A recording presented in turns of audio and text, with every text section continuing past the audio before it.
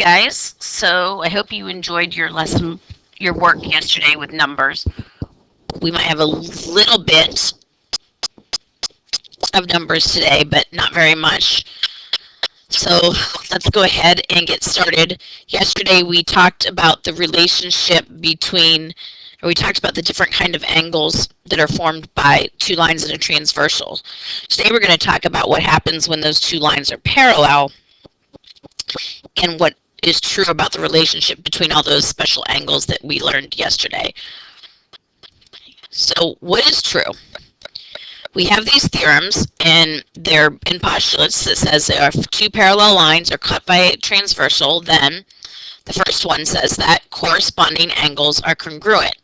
So of course, the corresponding angles would be like 1 and 5 are congruent.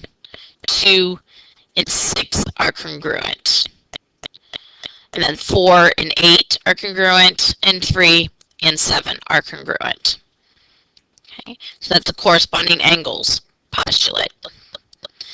Alternate interior angles are congruent. So 4 is congruent to 5, 3 is congruent to 6. Alternate exterior angles are congruent. 2 is congruent to 7, 1 is congruent to 8. And remember, by the way, that these little symbols right here mean that those two lines are parallel. Okay, so those arrows mean that they are parallel to each other. Lastly, we have the same side interior angles are supplementary. So 3 and 5 are going to add up to 180, and 4 and 6 are also going to add up to 180. It's important that you know these rules. So here I have two parallel lines. I know they're parallel because of this, okay, and this. So now I want to find the value of x. So these are same side interior or consecutive angles, so that means that they add up to 180 degrees. So 75 plus 5x minus 10 equals 180. If I combine my like terms, I'm going to get 5x plus 65 equals 180. If I subtract 65 from both sides, I'm going to get 5x equals 115, and then I'm going to divide by 5. So x equals 23.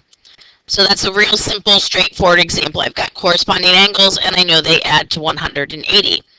Let's look at an example that's a little harder. So I have my parallel lines, and sometimes colored pencils help if you can see what they are. Okay, so I've got my parallel lines right here and here, and I need to find x and y. What I should notice is that there really isn't any straight up way that I can do this. I can't just look at what I have, let's make this better, and go straight for it. Because here, when I look at this angle right here, actually there's this old trick. And if they form a Z, that means that they are congruent, parts of the Z. So I know that this is 118 degrees. Okay. Then I know that the angle that says x minus 25 is congruent to 118 because those are vertical angles. And we know those are congruent. So x minus 25 equals 118.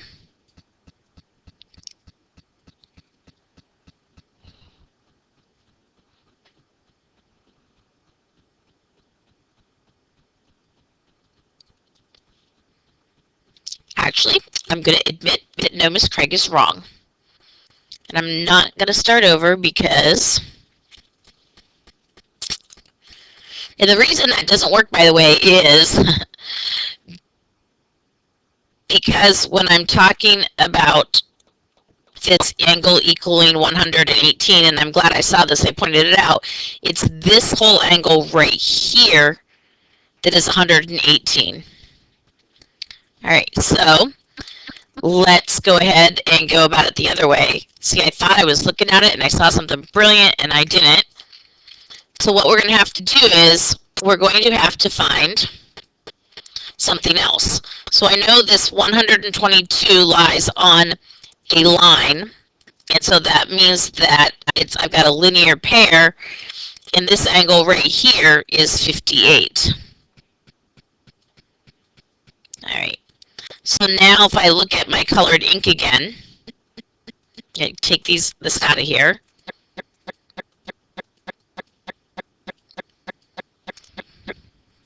Okay. I know that here I've got this angle right here and this angle right here, and those are corresponding, so I know that those are actually congruent. So x minus 25 equals 58, and if I add 25 to both sides, I'm going to find that x is equal to 83. Now, in order to find y, I've got to do some other finagling. Okay, so I know that now this 118, this angle right here, and this angle right here are supplementary because they're same side interior, so that makes this angle 62. That's a 62. Right. And now I know that these three angles, the 3y, the 62, and the x minus 25, all lie on a line, so they should equal 180. Oh, this angle, x minus 25, is the same as this angle. That's how we solved it. So that makes this 58. Right, lots of numbers going on there. So if I add up those three angles, the 3y plus the 62 plus the 58, since they all lie in a line, all three of those angles should add up to 180 degrees. If I combine my like terms, I'm going to get 3y plus 120 equals 180. If I subtract 120 from both sides, I'm going to get 3y equal to 60, and then dividing by 3, y equals 20. So my values for x and y are 20.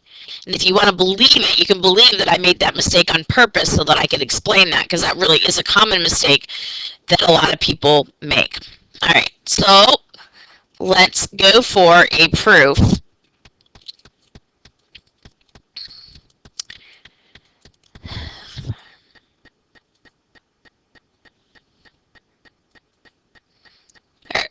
All right, so let's go ahead and take a look at this proof.